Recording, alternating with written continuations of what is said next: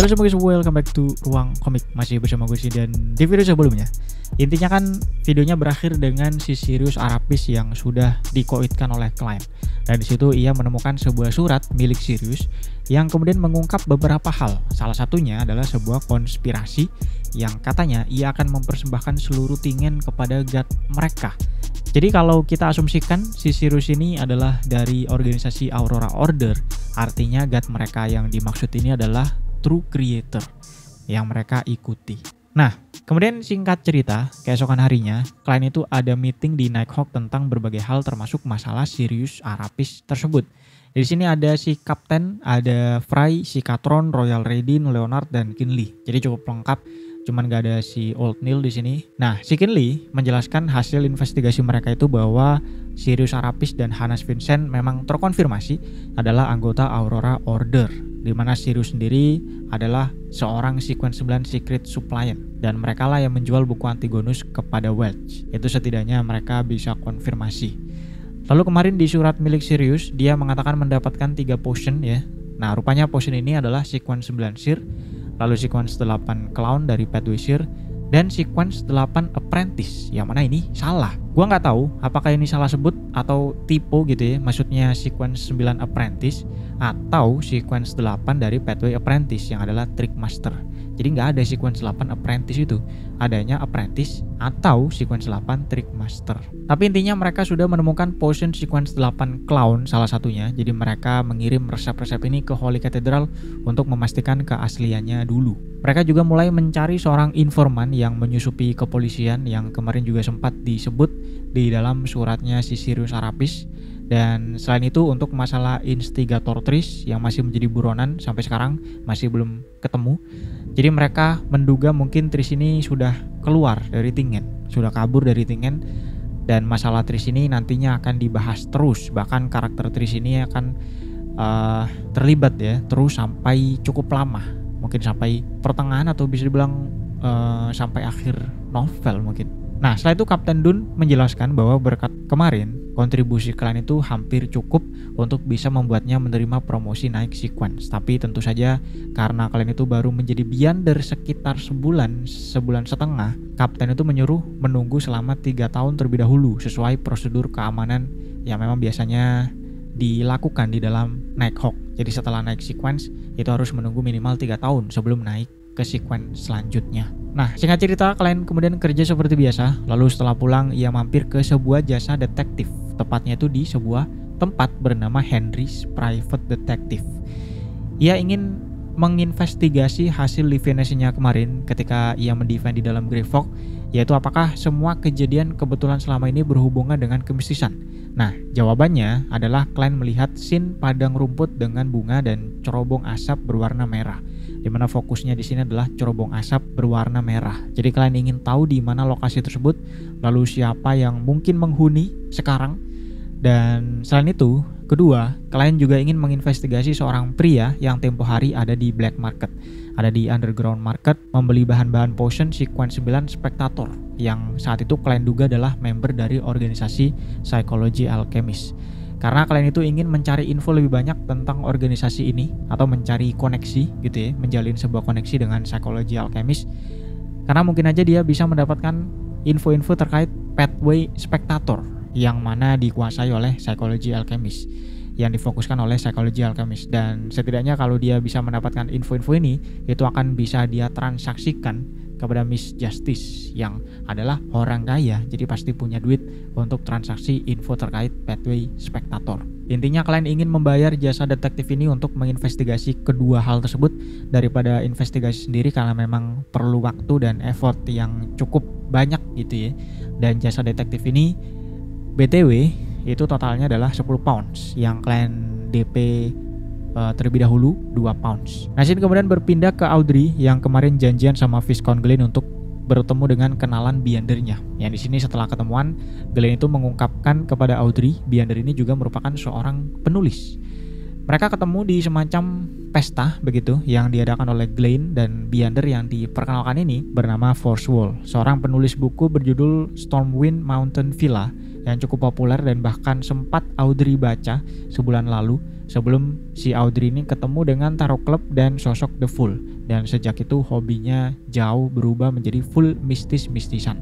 Tidak ada itu membaca buku. Nah, setelah ketemu sama Force Wheel ini, tentu saja Audrey langsung mengobservasi Force dalam berbagai aspek. Dalam hati ia menyimpulkan bahwa Force ini sekitar 23 tahun, ada kapalan di tangannya karena sering menulis dan merupakan seorang penulis. Dan psikologinya ini cukup tenang ya, meskipun mereka mengetahui bahwa dia adalah seorang biander. Artinya, ini menandakan bahwa Force sendirilah yang mendekati Glenn sebagai seorang biander. Jadi bukan Glenn yang mengungkapkan identitasnya si Force ini sebagai biander gitu ya, Force sendiri yang mendekat. Lalu terkait alasannya kenapa ia mendekati Glenn itu masih belum diketahui oleh si Audrey. Mungkin butuh duit atau bahan-bahan potion yang susah didapat dan perlu koneksi seorang bangsawan, itu masih belum tahu, dan itu adalah hasil observasi Audrey. Setelah itu mereka ngobrol dengan cukup formal, perkenalan, saling memuji dan sebagainya yang cukup klise dan seperti pertemuan pertama pada umumnya, dan tentunya tidak membahas tentang kemistisan sama sekali karena mereka saat itu ada di ruang publik, ada di sebuah pesta. Sampai pada satu titik akhirnya mereka bertiga ini pindah ke suatu ruangan untuk membahas tentang kemistisan secara rahasia, dimana di dalam situ hanya ada 3 mereka saja. Dan kemudian maid pribadinya si Audrey, si Anna, itu disuruh berjaga di luar dan tidak memperbolehkan ada seorang pun yang masuk ke situ. Nah, setelah kenalan lagi di situ, Audrey singkatnya meminta bukti bahwa Force ini adalah seorang biander. Force pun kemudian pergi ke pintu, mendekat ke arah pintu, lalu tubuhnya ini tiba-tiba menjadi transparan, lalu nembus pintunya tersebut keluar. Dan kemudian dia masuk lagi dengan membuka pintunya dari luar yang padahal saat itu sedang terkunci. Yang mana kalau kalian ingat, ada satu sequence yang punya deskripsi seperti ini, yaitu sequence 9 Apprentice yang bisa nembus-nembus. Meskipun di sini Force sendiri tidak menjelaskan secara spesifik apa pathway-nya tersebut, tapi harusnya sebagai pembaca kita bisa menebak dari informasi tempo hari bahwa dia merupakan sequence 9 Apprentice. Nah, topik pun kemudian fokus membahas bisnis mereka yang tadi ya, kata Audrey kan Force ini yang mendekati Glenn demi mendapatkan sesuatu. Rupanya memang benar, Force itu memang punya sebuah agenda, dimana awalnya dia menjelaskan terlebih dahulu tentang dirinya. Singkatnya, dia itu merupakan seorang dokter pada awalnya dan menjadi biander sekitar 2 tahun yang lalu. Kemudian Force menawarkan sebuah transaksi di mana ia akan memberikan Glenn atau Audrey ini kesempatan untuk menjadi biander dengan memberikan mereka resep potion, suatu pathway dan bahannya. Meskipun di sini lagi-lagi tidak disebut ya pathway-nya yang akan dikasih ini pathway apa, tapi sepertinya ya pathway yang dia tahu yaitu sequence 9 Apprentice. Sebagai gantinya, Force itu meminta mereka untuk membebaskan temannya yang sedang di penjara. Di sini Audrey kemudian menanyakan kenapa Force ini tidak nembus sendiri, kemudian membebaskan temannya sendiri. Tapi sayangnya, kata si Force, kekuatannya itu tidak bisa digunakan untuk menembuskan orang lain ikut nembus gitu ya. Jadi cuma dia sendiri yang bisa nembus, temannya ini nggak bisa ikut nembus. Jadi percuma dia nembus ke dalam, tapi temannya harus keluar lewat jalur yang normal. Audrey kemudian tanya lagi kenapa temannya ini ditangkap, dan dari yang gue simpulkan di sini intinya temannya ini sempat menghajar preman cukup parah, tapi katanya orangnya ini orang yang baik gitu ya, dan menghajar preman pun atas dasar alasan yang baik. Dan BTW temannya ini adalah sosok perempuan, wanita. Nah, di sisi lain, Shin kemudian berpindah lagi ke klien yang kali ini jadwalnya untuk menjaga Chinese Gate sebagai anggota resmi Nighthawk. Sebelum dia menjaga, awalnya itu perasaannya itu biasa aja ya, tinggal menjaga Chinese Gate gitu ya. Tapi sampai Kapten Dun ini memperingatkan klien bahwa apapun yang dia dengar nanti, apapun gangguan, jangan pernah membuka Chinese Gate tersebut kecuali terbuka dari dalam. Jadi singkat cerita, malam pun berjalan cukup normal, tapi klien agak kesusahan menjalani malam yang gabut karena kekurangan hiburan. Jadi dia pun agak marah-marah dan menyalahkan Emperor Rosal kenapa dia tidak mengisekaikan juga hiburan-hiburan dari bumi gitu ya. Nah, lalu ada sebuah intermezzo di mana kopi yang diminum oleh si klien pada saat itu adalah dari Pass Valley di benua selatan, Southern Continent. Awalnya ada sebuah kingdom di situ yaitu Pass Kingdom sebelum kemudian dikoloni, dan sekarang wilayah ini diperebutkan oleh Intis Republic dan Loen Kingdom. Klien kemudian membaca novel karangan Force Wheel yang tadi, Stormwind Mountain Villa, dan genrenya ini cukup seru katanya. Awalnya kalian menduga bergenre romance, tapi kok kemudian ada horornya, lalu ada detektifnya, dan kemudian berakhir jadi romance lagi. Nah, di tengah baca novel ini kemudian kalian mendengar suara ketukan dari Chinese Gate. Seketika ia pun menjadi tegang dan mengeluarkan pistolnya, lalu berjalan ke arah Chinese Gate untuk menginvestigasi. Rupanya memang suara ketukan ini berasal dari dalam Chinese Gate tersebut, yang lama-kelamaan menjadi semakin keras dan semakin gedubrakan sampai membuat Chinese Gate ini bergetar. Tak lama setelah itu Chinese Gate ini sampai terbuka sedikit dan lalu keluar sebuah boneka kain seukuran tangan manusia. Kalian pun mulai mengarahkan pistolnya ke si boneka, tapi boneka ini lalu membuka sebuah kertas yang ada di tangannya, di mana di kertas ini ada banyak sekali simbol. Ada yang simbolnya kalian tahu, ada yang tidak, dan kumpulan simbol ini membentuk sebuah mata vertikal. Jadi ada gambar mata vertikal yang terbentuk dari banyak simbol. Nah, sebelum kalian sempat bereaksi, si boneka ini tiba-tiba ditarik lagi oleh sesuatu misterius ke dalam, dan gerbangnya juga kemudian menutup sendiri. Setelah itu, kalian mengingat boneka tersebut adalah sebuah artefak dengan kode 3625 yang bernama Misfortune Cloth Puppet. Sebelum di tangan Nighthawk, artefak ini ditemukan di beberapa keluarga yang tiba-tiba bangkrut, selalu ada di kamar anak di meja samping tempat tidur. Setelah investigasi Nighthawk pada kala itu ya, rupanya boneka ini membawa kesialan. Bahkan lama-kelamaan kesialan ini sangat berbahaya dan kemudian bisa mengancam nyawa. Nah, tapi untuk memberikan efek, seseorang itu harus berada dalam radius 10 meter selama minimal setengah jam setiap hari. Lalu jika seseorang sudah terkena efek sialnya ini, efeknya ini akan menghilang jika ada orang lain yang menjadi target boneka tersebut. Nah, boneka ini awalnya muncul di sebuah rumah seorang wanita bernama Tess, seorang pembuat mainan di jalan Iron Cross bagian bawah, yang mana kalau kalian ingat adalah tempat orang-orang miskin parah. Jalan Iron Cross bukan bagian bawah aja, adalah tempat klien dulu tinggal ya, kos-kosannya si klien, dan itu sudah adalah merupakan lingkungan orang-orang yang susah, apalagi yang bagian bawah. Itu memang orang-orang yang miskin parah. Nah, boneka ini adalah benda terakhir yang Tess jual sebelum kemudian mengakhiri nyawanya sendiri dan suaminya yang sakit, karena memang mereka sudah tua dan sudah tidak makan selama 3 hari. 3625 ini juga tidak punya kemampuan untuk hidup, jadi cuma diem doang dan tidak ada tendensi untuk lepas dari segel. Nah, tapi kejadian barusan ini justru membuat klien menjadi khawatir ya, karena jelas artefaknya tadi itu bergerak sendiri dan bahkan hampir keluar dari Chinese Gate tersebut. Sehingga klien menyimpulkan bahwa itu adalah situasi yang darurat. Jadi kemudian ia membunyikan bel untuk memanggil anggota Nighthawk yang lain. Singkatnya pada saat itu ada si Leonard, ada si Royal Raiden, dan Kinley ada di markas. Setelah datang, si Leonard itu menanyakan apa yang terjadi dan klien menjelaskan dengan singkat kejadian sebelumnya, kecuali tentang sebuah kertas dengan banyak simbol membentuk mata vertikal tadi.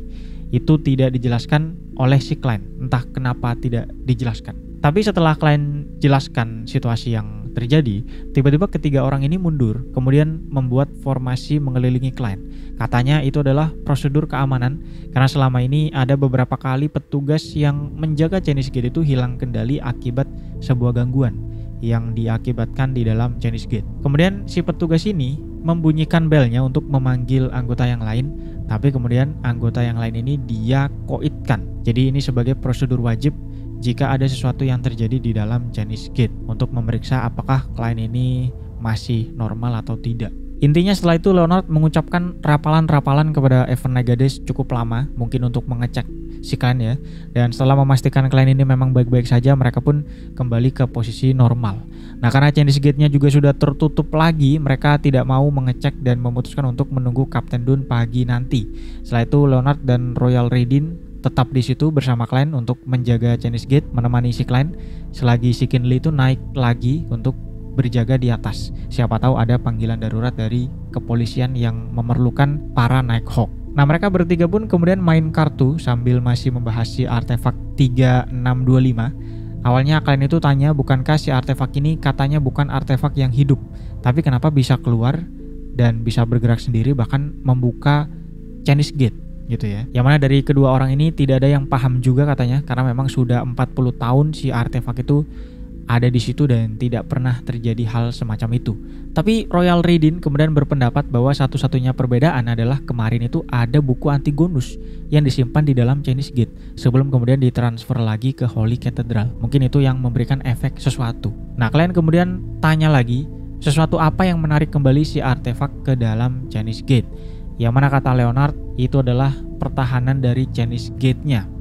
Jadi ada sebuah formasi gitu ya yang cukup kuat di situ, yang juga sekaligus ditenagai oleh spiritualitas dari para orang-orang yang datang ke Saint Helena Cathedral. Itulah kenapa markas Nighthawk dan Chinese Gate itu selalu ditempatkan di bawah katedral utama di setiap kota, di mana di atas markas Nighthawk tersebut langsung ada Saint Helena Cathedral. Nah, selain adanya formasi pertahanan, Leonard juga menjelaskan di situ disimpan juga abu dari Saint Helena, di mana Saint Helena sendiri merupakan seorang high sequence beyonder saat masih hidup. Jadi dipercaya abunya itu pun juga memberikan suatu efek di dalam Chinese Gate gitu ya. Meskipun penjelasan bahwa sisa dari seorang high sequence beyonder itu masih mengandung kekuatan, itu hanyalah sebuah rumor yang masih belum bisa terbukti secara jelas, setidaknya sejauh yang Leonard ketahui. Nah, pada hampir pagi harinya, Skatron datang untuk gantian menjaga Chinese Gate dengan si Klein. Jadi mereka bertiga pun naik lagi dan Klein membuat laporan tentang apa yang terjadi pada malam tersebut.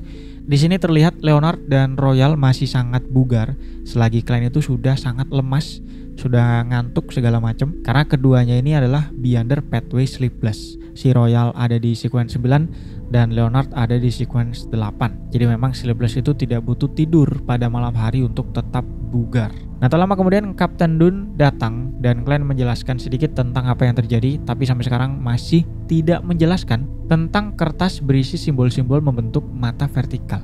Entah kenapa dia tidak menjelaskan ya. Tapi setelah itu Kapten Dune menyuruh Klein untuk pulang, dan di jalan Klein baru ingat bahwa dia tidak menjelaskan tentang kertasnya tersebut. Seperti ada sesuatu yang mempengaruhi dia untuk tidak menjelaskan. Di sini sempat si Klein ini kebingungan apakah dia kudu balik lagi untuk menjelaskan atau dia pulang saja, dan akhirnya dia memilih untuk pulang dan mengkonfirmasi sesuatu di dalam dimensi Grey Fog. Nah, singkat cerita, sesampainya di rumah, Melissa dan Benson itu katanya mau pergi ke Saint Helena Cathedral sampai siang. Klein lalu masuk ke Grey Fog, lalu memanifestasikan kertas yang dibuka oleh artefak 3625 tadi yang membentuk mata vertikal. Klein pun mendefine apakah simbol ini adalah kunci untuk harta karun peninggalan keluarga Antigonus. Dimana kalau kalian lupa, di surat Sirius Arapis kemarin, ia sempat menjelaskan tentang dugaan bahwa puncak pegunungan Hornesis itu terkait dengan sebuah peninggalan dari keluarga Antigonus yang mungkin berguna untuk kebangkitan mereka. Dan di dalam surat tersebut, benda ini atau peninggalan ini disebut sama Sirius sebagai treasure atau harta karun. Nah, kalian mendefine apakah simbol tersebut adalah kunci untuk harta peninggalan tersebut, dan hasilnya adalah positif, artinya iya. Nah, dugaan pertama kalian adalah mungkin karena Rebiber itu sudah tewas, jadi keluarga Antigonus itu sudah tidak punya pewaris, dan akhirnya menilai Klein yang ada di Pathway Seer sebagai pewaris. Tapi teori ini tentunya tidak meyakinkan sama sekali, karena dia tidak ada hubungannya sama sekali dengan keluarga Antigonus.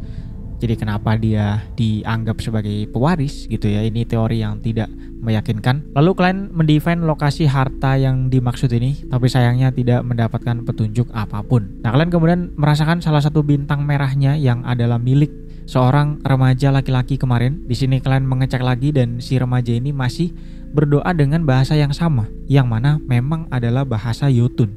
Jadi sejak saat kemarin kalian itu kemudian belajar bahasa Jotun supaya bisa memahami si laki-laki ini rupanya memang ngomong bahasa Jotun atau bahasa para giant. Di sini kalian mulai bisa memahami doa si remaja ini, ada kata selamatkan ibu dan bapak. Tapi di sini kalian pun tidak bisa berbuat apa-apa karena masih belum bisa apa-apa juga karena dia masih noob gitu ya. Jadi dia pun keluar dari Grey Fog dan akhirnya tidur.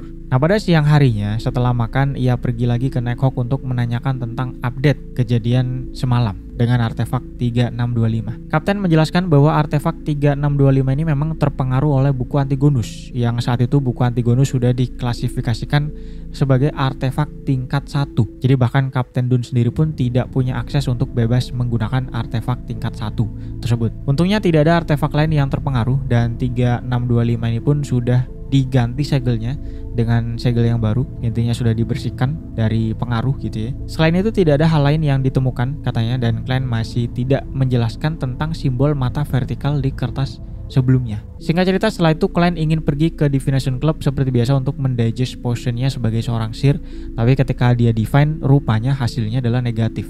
Entah kenapa, artinya ia tidak direkomendasikan untuk pergi ke Divination Club pada saat itu, sehingga ia memutuskan untuk pulang saja. Nah, di saat yang sama, Melissa, Selena, dan Elizabeth menghadiri sebuah workshop untuk belajar mengurus pekerjaan rumah dan mengatur uang. Tapi karena mereka ini bosan lama-lama dan tidak menemukan ada sesuatu yang menarik, mereka pun memutuskan untuk pergi jalan-jalan ke mall. Sayangnya, Melissa itu tidak ikut karena harus ada sesuatu. Nah, Selena dan Elizabeth pun pergi berdua dan ngobrol. Di sini Selena akhirnya menceritakan tentang kematian gurunya, si Hannes Vincent, yang membuat dia kepikiran apakah kematiannya ini ada hubungannya dengan si Selena yang mengintip incantation kemarin. Yang kalau kalian lupa adalah di part berapa ya, gue juga lupa. Pokoknya di ulang tahunnya si Selena. Nah, Elizabeth menyuruhnya untuk mendivine, tapi Selena ini gak bisa kata dia. Sehingga mereka memutuskan untuk pergi ke Divination Club karena Selena memang sering ke situ untuk ketemu dengan Hannes Vincent. Nah, setelah sapa-sapaan dengan si Angelica yang rupanya mereka juga kenal, mereka mencoba memilih peramal untuk mendivine dan menemukan ada nama si Klein Moretti di situ yang membuat mereka cukup kebingungan. Sayangnya di sini scene tidak dilanjutkan dan kemudian berpindah ke si Audrey yang sudah mendapatkan update atas permintaan Force Wall sebelumnya untuk membebaskan temennya yang rupanya bernama Sayo Dereka atau Dereka. Intinya kasus si Sayo ini, dia ini adalah seorang penengah gitu ya, seorang mediator yang dimintai tolong oleh seorang keluarga untuk menengahi masalah hutang piutang dengan pihak pinjol tapi offline.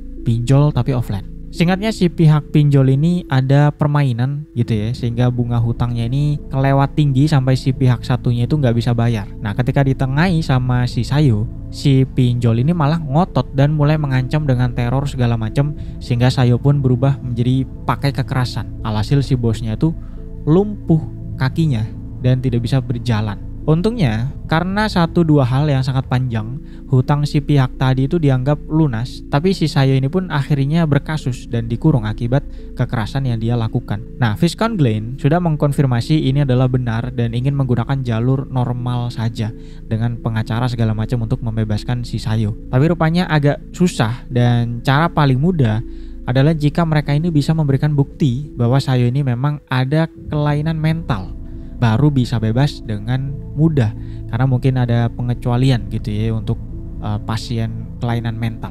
Nah, di sisi lain, karena berhubungan dengan bukti kelainan mental, Audrey kepikiran dengan layanan psikiatris, dan karena kepikiran dengan psikiatris ini, ia kemudian menyadari sesuatu, yaitu jika psikologi alkemis itu sudah mengetahui tentang acting method, kemungkinan kan mereka akan berakting sebagai sequence-nya gitu ya, yang mana sequence 7-nya adalah psikiatris, menjadi seorang psikiatris itu sendiri. Jadi ini merupakan salah satu jalan untuk menemukan pihak psikologi alkemis. Tinggal cari saja seorang psikiatris yang mungkin adalah seorang beyonder yang sedang melakukan acting method. Nah, ketika sedang berpikir sendirian ini, Audrey melihat ada si Susie di semak-semak, dan ketika dia hampiri, tiba-tiba Susie ini ngomong, Pak, menyapa Audrey dan tanya kabar memakai bahasa manusia. Audrey yang terkejut pun menanyakan bagaimana Susie ini bisa ngomong, tapi si anjing ini juga bingung katanya dan menjawab bahwa dia sendiri juga nggak tahu karena dia cuma seekor anjing. Nah, keesokan harinya, hari Senin pagi, kalian itu pergi ke mentornya atau Mr. Cohen untuk membahas reruntuhan di puncak pegunungan Hornisis, tapi tidak mendapatkan info baru. Jadi akhirnya ia pun pergi menemui Mr. Azik dan mengajaknya untuk membahas tentang perkataannya kemarin terkait ketidakharmonisan dari takdirnya si Klein. Mereka pun pergi keluar dan Klein langsung to the point saja bagaimana Mr. Azik ini bisa merasakan ketidakharmonisan takdir tersebut. Namun Mr. Azik hanya menjelaskan bahwa ia sendiri itu tidak tahu. Ia cuma bisa merasakan saja, selebihnya ia tidak tahu. Ia menyebut dirinya itu adalah orang yang spesial, yang punya sesuatu yang spesial, dan sepertinya bayaran untuk kespesialannya ini adalah ingatannya yang hilang. Jadi dari penjelasan Mr. Azik, sebelum dia jadi guru atau tutor di universitas, ia lupa dengan semuanya. Ia hanya ingat nama dan pengetahuan dasar saja.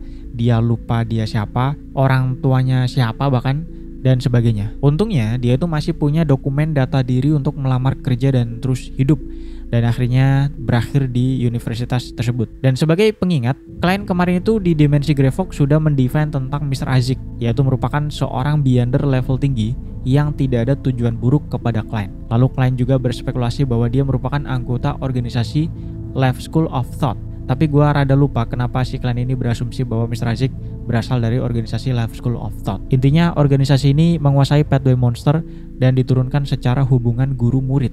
Itu setidaknya menurut info dari Nighthawk. Nah, klien pun menanyakan apakah Mr. Azik sudah menemukan jawaban kenapa dia hilang ingatan. Tapi Mr. Azik menjawab tidak tahu. Dia tuh merasa seperti tidur dan bangun-bangun sudah hilang ingatan.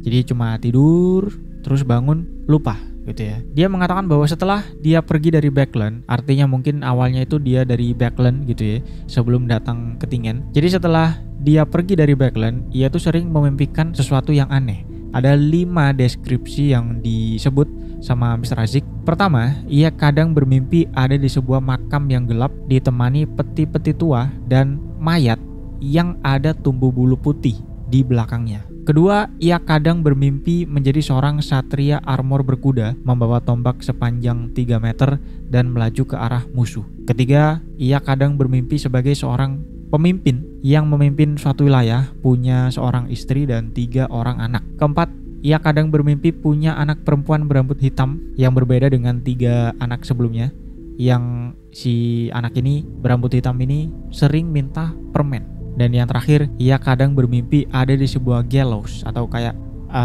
tempat menggantung orang dan melihat ada orang-orang yang tergantung di situ.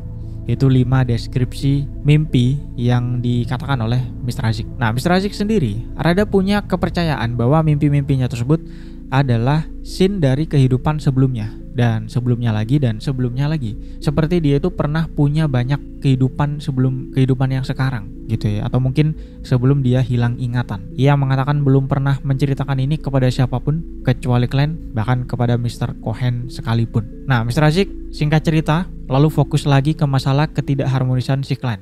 Di sini ia mengakui bahwa ia bukan hanya bisa melihat ketidakharmonisan saja dari si klien, tapi sekarang ia juga bisa merasakan bahwa sekarang klien itu punya sesuatu yang istimewa, sebuah kekuatan yang aneh yang mirip seperti dia. Itu kata Mr. Azik yang sebenarnya menyinggung tentang klien yang sudah menjadi beyonder.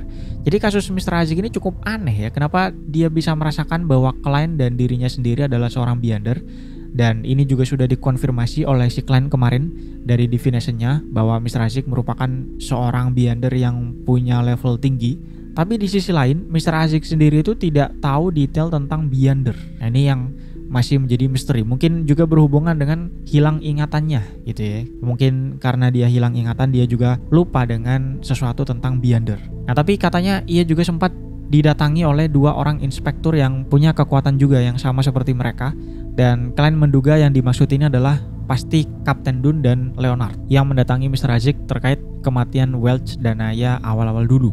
Sama seperti ketika mereka mendatangi atau menginterogasi si klien karena terkait dengan Welch dan Naya. Nah, pada akhirnya klien pun mengungkapkan bahwa dia sekarang merupakan seorang beyonder, meskipun tidak mengatakan secara eksplisit ya kata beyonder, tapi klien itu mengakui bahwa ia memang punya kekuatan tersebut dan bisa dibilang sudah bergabung dengan circle para beyonder resmi atau Nighthawk. Cuman tidak nyebut nama Nighthawk-nya juga. Jadi pokoknya dia bilang saya punya kekuatan yang spesial dan sudah bergabung dengan circle resmi orang-orang yang sama seperti saya gitulah ya. Sehingga mendengar ini Mr. Azik meminta tolong kepada klien untuk membantu mencari tahu tentang masa lalunya yang ia lupakan tersebut, masa lalunya yang hilang tersebut. Tapi Mr. Azik tidak meminta klien untuk aktif mencari, hanya saja kalau dia ketemu sesuatu yang sekiranya merupakan sebuah petunjuk, itu tolong kasih tahu kepada Mr. Azik katanya. Klien pun menanyakan kenapa Mr. Azik sendiri tidak bergabung saja dengan circle yang sama seperti klien. Nah, namun Mr. Azik menjawab bahwa dia itu takut mati. Dia takut dengan resikonya karena ia sudah terlalu nyaman dengan kehidupannya pada saat itu. Kehidupan sebagai seorang pengajar biasa di sebuah universitas yang biasa. Nah, setelah itu mereka curhat-curhatan sebentar, lalu makan siang dan klien pun pulang karena sorenya ia harus mengadakan pertemuan Terror Club yang kelima. Nah, singkat cerita, pada pertemuan Tero Club sore harinya, klien itu langsung bisa melihat bahwa Audrey ini kondisinya rada cemas dan seperti memikirkan sesuatu. Yang memang benar, Audrey itu rupanya masih sangat terkejut dengan si anjingnya, si Susie, yang tiba-tiba bisa ngomong. Setelah itu Audrey menanyakan hal tersebut secara tidak langsung menanyakan tentang anjingnya sendiri, si Susie, tapi dia menanyakan jika ada seekor hewan yang jadi biander, seberapa berguna hewan tersebut. Nah, Klein dan Alger yang di sini dua orang yang tidak tulul gitu ya. Dari interaksi mereka di beberapa pertemuan terakhir ini, mereka sudah menduga bahwa Miss Justice ini punya hewan yang tidak sengaja menjadi biander dan sepertinya berada di sequence 9 spektator. Karena di pertemuan sebelum-sebelumnya, Miss Justice itu sering tanya macam-macam tentang hewan jadi biander, bagaimana kalau hewan minum potion lah atau apalah gitu ya, yang memang bisa mereka simpulkan kalau ada hewan yang menjadi biander di lingkungannya si Miss Justice ini. Alhasil ketika tanya seperti itu, kedua pria ini tidak tahu harus menjawab apa pada awalnya. Nah, gue sendiri rada bingung kenapa situasinya ini menjadi canggung, padahal kan keren ya, dia punya hewan yang jadi biander. Tapi sebenarnya yang bikin canggung itu adalah dari Audrey-nya sendiri yang malu untuk bertanya karena menganggap pertemuan tersebut adalah pertemuan yang sangat formal dan sangat serius. Jadi kalau dia cerita tentang peliharaannya itu malah terkesan kayak pertemuan nongkrong gitu ya. Dan di sisi lain, kedua pria ini juga menjadi canggung karena Audrey-nya sendiri terkesan malu untuk cerita. Karena dia tidak langsung cerita bahwa itu adalah hewan miliknya, tapi malah memakai perspektif hewan secara umum gitu ya. Anyway, intinya setelah itu Alger menjawab bahwa hewan yang ada di Pathway Spectator itu bisa dimanfaatkan untuk memantau secara diam-diam menjadi seorang atau seekor informan. Karena tidak ada manusia yang curiga kepada hewan sama sekali, meskipun mereka membicarakan sesuatu yang paling rahasia sekalipun. Ya cuma hewan gitu ya. Sehingga Audrey menjadi kepikiran banyak cara untuk memanfaatkan si Susie ini untuk menguping orang lain. Apalagi dia sekarang bisa ngomong bahasa manusia.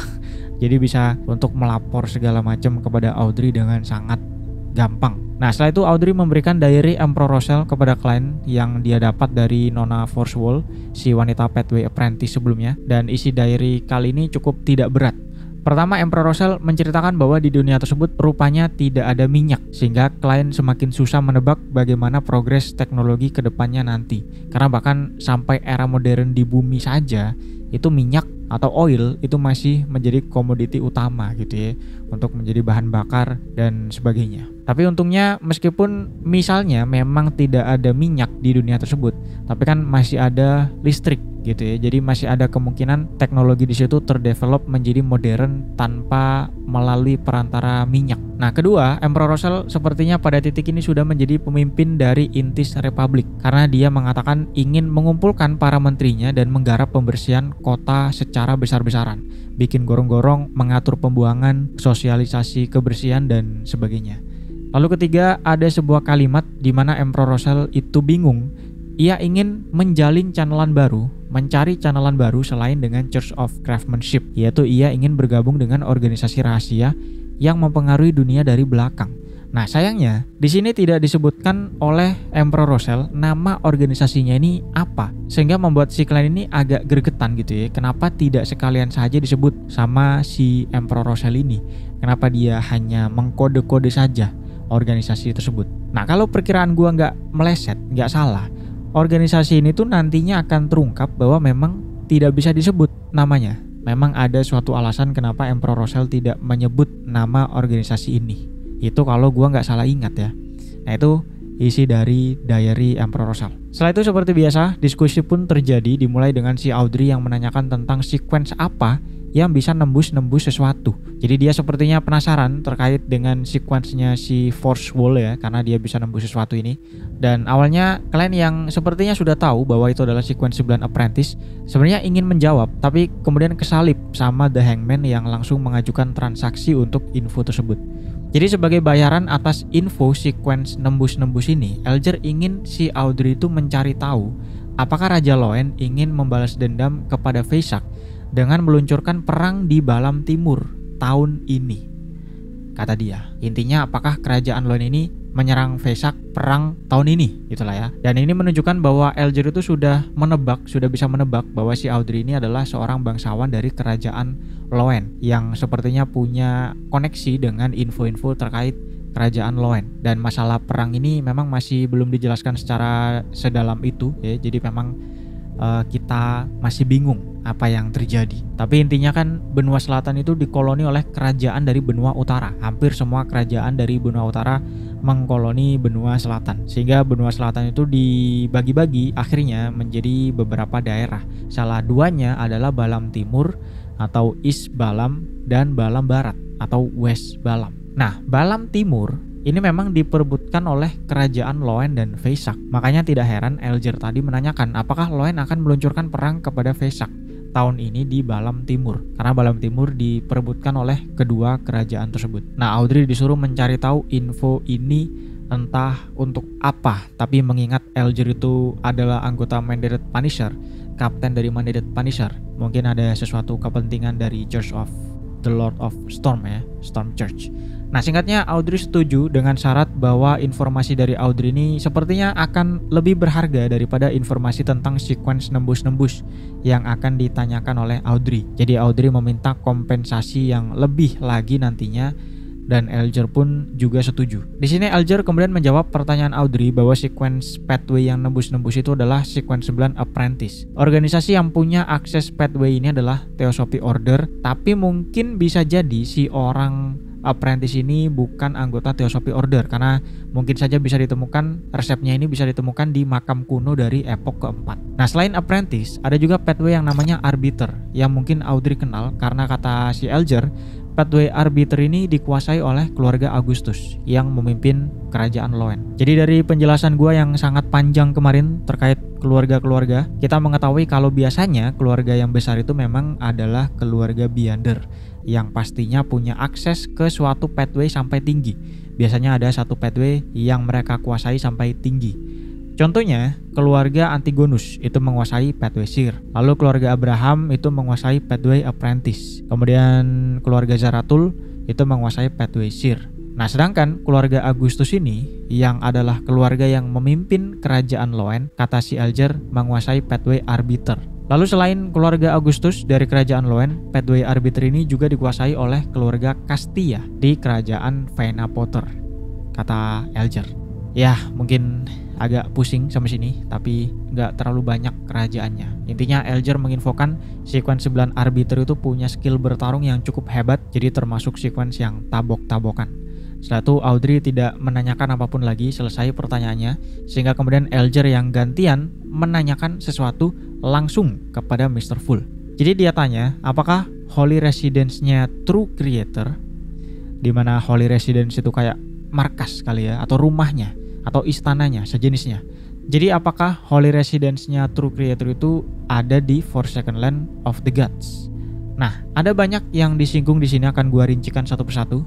Jadi di video part 9 di chapter 93, Elger sempat menceritakan bahwa seorang sequence 8 listener sedang mencari jejak True Creator.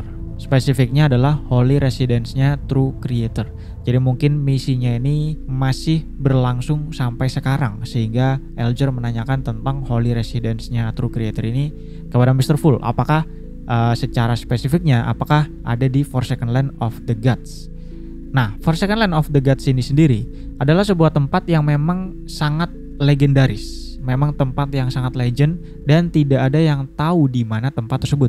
Dan di video part 3, ketika kalian baru join dengan Nighthawk dan ketemu sama Old Neil, di situ Old Neil meminta bantuan kalian untuk mengartikan diary Emperor Rochelle yang rupanya merupakan bahasa Tiongkok, bahasa Cina.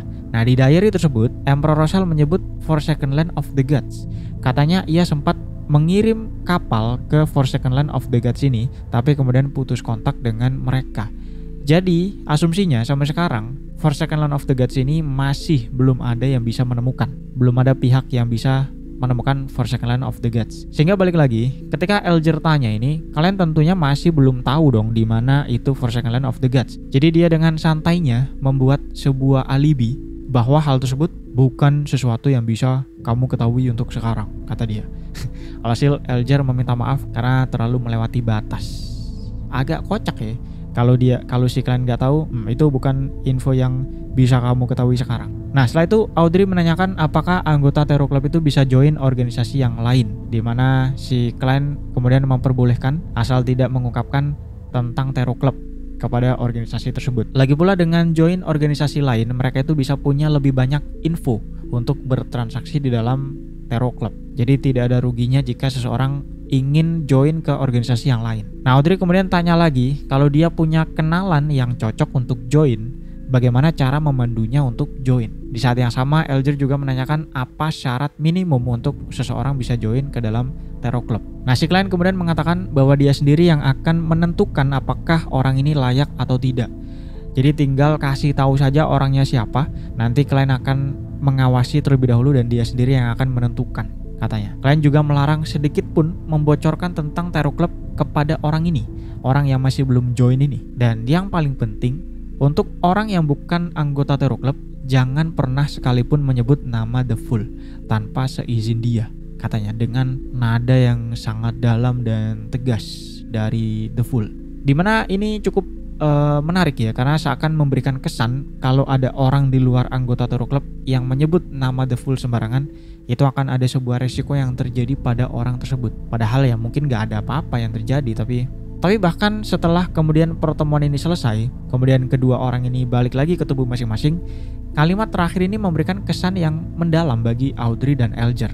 Karena peringatan-peringatan semacam ini sebenarnya cukup biasa dan sering mereka dengar, cuman biasanya itu ada di Revelation of Everneck atau The Book of Storm, yang singkatnya adalah kitab masing-masing churches. Sehingga menjadi sangat merinding ketika mereka mendengar langsung peringatan tersebut dari sosoknya secara langsung, sama kayak mereka mendengar langsung dari Everneck Goddess atau Lord of Storm. Oke, mungkin itu dia video kali ini. Sekarang kita masuk ke Saweria yang cukup banyak ternyata ya. Pertama ada dari Mas Up. Pembahasan video ini kira-kira butuh berapa tahun bang? Di Menlaki aja 2 tahunan. Ya tidak tahu saya. Semutnya gue bikin video. Tapi ini terbilang cepet sih, karena kan masih berapa part ini, sekitar 11 part. Kita udah sampai di 100-an chapter videonya. Jadi kali aja misal sevideo itu 10 chapter, kalau ada 1000 chapter ya 100 part. Banyak juga ya. Ya gak tau lah. Yang kedua ada penonton Ruang Komik. Makasih bang, semoga sehat selalu. Terima kasih juga. Kemudian ada dari seseorang, bang lanjutin Am I Invincible. Nah, gua gak tahu apakah masih update itu komik, karena terakhir gua cek itu sudah chapternya tuh stuck sampai berapa gitu. Jadi gua pikir udah hiatus, nggak lanjut lagi. Ntar deh gua cek lagi apakah lanjut lagi tuh komiknya. Kemudian dari Kuat, ini kayaknya dia ngasih salam ke temennya. Kemudian dari AAA, baterai triple A baterai. Semangat bang, jadwal uploadnya seminggu 2 kali kalau bisa. Itu cukup susah ya, karena gue ada kerjaan lain dan tidak bisa memfull YouTube. Dan yang terakhir ada dari Ganarki, Mama Ganarki. Apakah kalian berhasil mencapai high sequence di pertengahan cerita atau di akhir cerita? Kalau high sequence itu gue asumsikan sequence 4 ya. Terbilang apa ya, itu pertengahan atau akhir ya? Mungkin pertengahan sih. Pokoknya alurnya tuh volume 1 dan volume 2 itu lama banget. Entah kenapa progresnya tuh lama banget. Jadi ada kayak slice of life-nya, ceritain kehidupan terlebih dahulu dan seterusnya.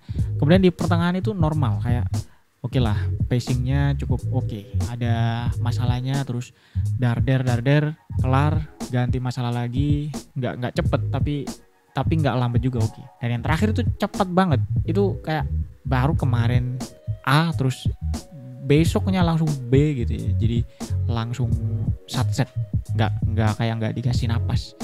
Dan secara pribadi gue sendiri bahkan menilai di volume akhir itu kayak kecepetan. Malah kita sebenarnya bisa mengeksplor banyak lagi. Ada beberapa aspek yang harusnya bisa diperpanjang lagi ya, tapi malah nggak dijelasin, langsung tamat, jeder, dan lanjut di buku kedua. Gue agak lupa apakah sequence 4 itu sudah akhir atau pertengahan, karena pacingnya yang nggak konstan itu.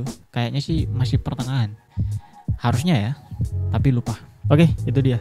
Semoga bisa menghibur waktu kalian, dan sampai jumpa di video selanjutnya. Adios.